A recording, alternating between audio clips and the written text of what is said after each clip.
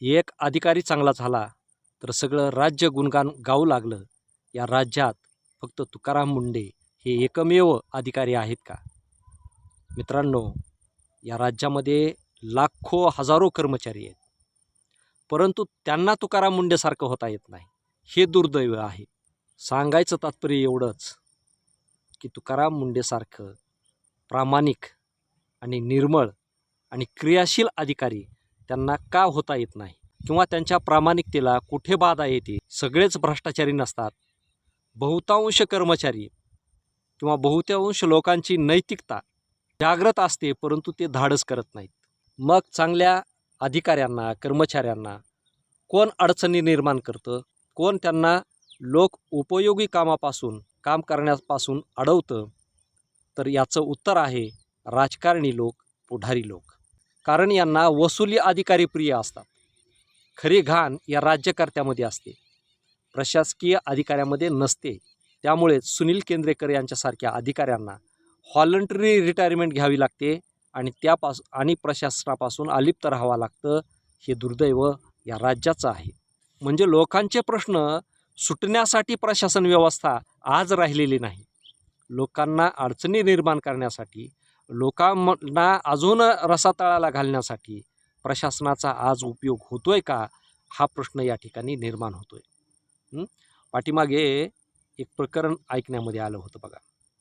आपल्या राज्याचे गृहमंत्री, तर त्यांनी एका पोलीस अधिकाऱ्याला कितीतरी कोटी रुपयाची वसुली करून खंडणी मागितली होती, किंवा त्यांच्यासाठी ते पॅकेज त्यांनी मागितलं होतं. आता त्याचं न्यायिक पातळीवर काय झालं असेल ते आपल्याला देणं घेणं नाही, परंतु असं पेपरमधून आलेलं होतं.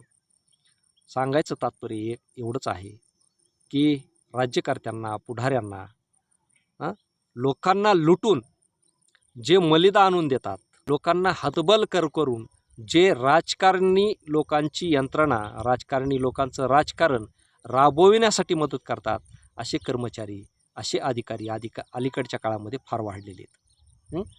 म्हणजे थोडक्यात सांगायचं काय, तर तुकाराम मुंडे हे लोकांना जरी आज हवे असले, लोकांना जरी ते बरं वाटत असलं, तरी या पुढाऱ्यांना ते अजिबात चांगले वाटणार नाही. इथल्या सत्ताधाऱ्यांना त्यांचं काम, त्यांचं कार्य कौतुक करावं असं मनापासून वाटणार नाही.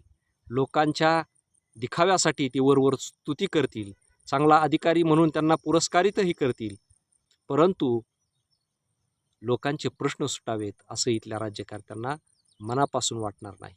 कारण लोकांचे हिताची जर कामं व्हायला लागली, अवैध धंदे बंद व्हायला लागले, भेसळीचे प्रकार जर बंद व्हायला लागले, तर हे धंदे बंद पडतील आणि त्यातून मिळणारा पैसा, त्यामधून मिळणारं उत्पन्न हे संपून जाईल. कारण खरा पैसा तर त्यात आहे. आणि ह्याच्यामध्ये सगळे गुंतलेले कोण आहेत? हे पुढाऱ्यांचे कार्यकर्ते, पुढाऱ्यांचे जवळची माणसं. म्हणजे हे तुम्ही जर मी वारंवार सांगितलं की आपल्याकडं अवैध दारूचे, त्यानंतर ड्रग्स, अफीम, गांजाचे रोजच्या रोज ट्रक पकडल्या जातात. विमानतळावरती मॉर्फिनसारखे ड्रग्स पकडले जातात. मग ते पकडले गेल्यानंतर पुन्हा बातम्या येतच नाहीत. पकडल्याच्या बातम्या येतात. ते कुठून आलतं, कसं आलतं, त्याच्या पाठीमागे कोण, याचा इतिहास पुन्हा कधी येत नाही. मग मला सांगा, हे काय येत नाही? आज जर पाहिलं ना, तर सगळे न्यूज चॅनल, सगळे वर्तमानपत्र हे विकलेले आहेत. हे बातम्या छापतात पैसे मिळण्यासाठी, ब्लॅकमेलिंगसाठी. हे लोकांना कळून चुकलेलं आहे ना. आणि त्याच्यामुळं पुढारी, राज्यकर्ते हे लोकांच्या इथल्या व्यवस्थेच्या मानगुटीवरती बसलेले आहेत आणि हे काही सत्ता सोडायला तयार नाहीत. पक्ष कुठला जरी असला, ज्या पक्षाचं सरकार येईल त्यामध्ये हे उड्या मारतात, लगेच तिथं जाऊन बसतात, तिथले पदं घेऊन बसतात, तिथल्या आमदारक्या मिळवतात, लॉबिंग करतात. मग हे जसं एखाद्या माणसाला संपविण्यासाठी एखादा समुदाय ज्या पद्धतीनं मॉब लिचिंग करतो, अगदी त्या पद्धतीने हे सगळ्या पक्षातले सगळे पुढारी एकवटून चांगल्या लोकांना संपविण्यासाठी आणि इथल्या सर्वसामान्य माणसांना त्यांच्या अधिकारापासून, लोकशाहीतील हक्कापासून परावृत्त करण्यासाठी ही मॉब लिचिंगसारखी व्यवस्था निर्माण करतात. तिला माणूस सुधरू द्यायचा नाही, स्वतःचं वर्चस्व कायम ठेवायचं, स्वतःची सत्ता कायम ठेवायची, स्वतःचं राजकारण हे अबाधित ठेवायचं, यासाठी ही सगळी व्यवस्था काम करते.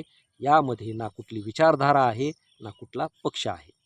हे आपल्याला जे वेगवेगळ्या पक्षाची नावं दिसतात ना, ते भ्रम आहे, मरगजळ आहे. जसं एखादा पारधी एखादी शिकार पकडण्यासाठी शिकार असते एका बाजूला आणि जाळं लावलेलं असतं दुसऱ्या बाजूला आणि हुसकवतो तो तिसऱ्या बाजूने. अगदी त्या पद्धतीनं इथल्या व्यवस्थेची, इथल्या समाजाची, इथल्या लोकांची, इथल्या तरुणांची शिकार करण्यासाठी हे राज्यकर्ते काम करतात. आणि त्यांचं हे काम सुरळीतपणे करण्यासाठी इथलं प्रशासन राबतं. लोकांच्या हितासाठी प्रशासन राबताना आपल्याला दिसत नाही. आणि म्हणून कधीतरी केंद्रेकरसारखा माणूस, तुकाराम मुंडेसारखा माणूस ज्यावेळेस लोकांच्या आरोग्यासाठी, लोकांच्या हितासाठी, त्यांच्या जीवनासाठी धडपडतो आणि कारवाया करतो, तर त्यावेळेस तो आपल्याला निश्चितच भावतो आणि आपल्याला तसा अधिकारी हवासा वाटतो. आता तसे अधिकारी निर्माण होणं किंवा तसे अधिकाऱ्यांना प्रोत्साहन देणं इथल्या व्यवस्थेचं, इथल्या राजकारण्यांचं काम आहे. पण ते करताना दिसतात का? बरं, त्यांनी ठरवलं की तुकाराम मुंडेसारख्या सगळ्या अधिकाऱ्यांनी काम करावं, तो होणार नाही का? होईल ना. त्यासाठी काय करावं लागेल? जे भ्रष्टाचारी लोक आहेत त्यांना एकदा सस्पेंड केलं, त्यांना एकदा निलंबित केलं की पुन्हा नोकरीवर घ्यायचं नाही. त्यासाठी कायदा करा. नाहीतर काय होतं, निलंबित केलेले अधिकारी, निलंबित केलेले कर्मचारी कोर्टात जातात, बसून अर्धी पगार घेतात आणि पुन्हा कोर्टानं त्यांच्या बाजूने निकाल दिला की पुन्हा प्रशासनात डबल भ्रष्टाचार करायला सुरुवात करतात. अगोदर कर्मचाऱ्याविषयी, अधिकाऱ्याविषयी कायद्यामध्ये बदल करणं गरजेचं आहे. जो निलंबित झाला तो झाला, दुसऱ्याला संधी द्या. त्याचं कारण असं आहे, या देशामध्ये 60-65 कोटी तरुण आहेत. त्या तरुणांना नोकऱ्या नाहीत, त्या तरुणांना रोजीरोटी नाही, त्या तरुणांच्या जगण्याचा प्रश्न आहे.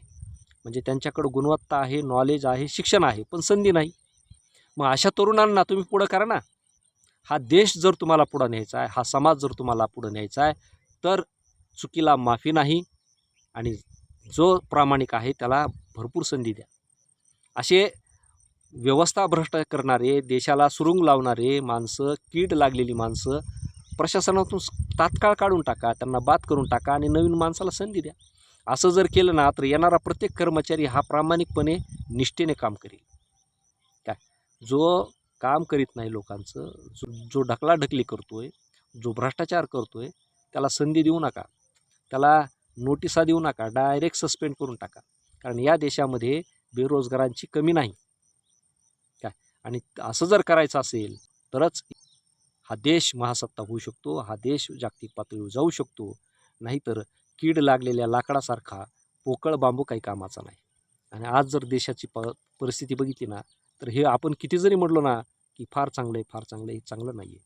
अंतर्गत जर बघितलं तर सगळी माणसं उद्विग्न आहेत, उद्ध्वस्त आहेत आणि परिस्थितीनं गांजलेले संघर्ष करतायत. आणि ज्याच्या समोरचे प्रश्न सुटलेले नाहीत तो व्यक्ती देशासाठी काही करू शकत नाही, हे वास्तव आहे. आणि मग त्यांना आहे त्या परिस्थितीमध्ये गंजत ठेवण्याचं काम इथले जर सत्ताधारी करीत असले तर हे राष्ट्रकार्य नाही आणि हे राष्ट्रसेवा नाही. आणि जे राष्ट्रसेवेच्या हिताचं नाही ते मग राज्यकर्ते, ते नेते इथल्या समाजाच्या, इथल्या देशाच्या कामाचे नाहीत.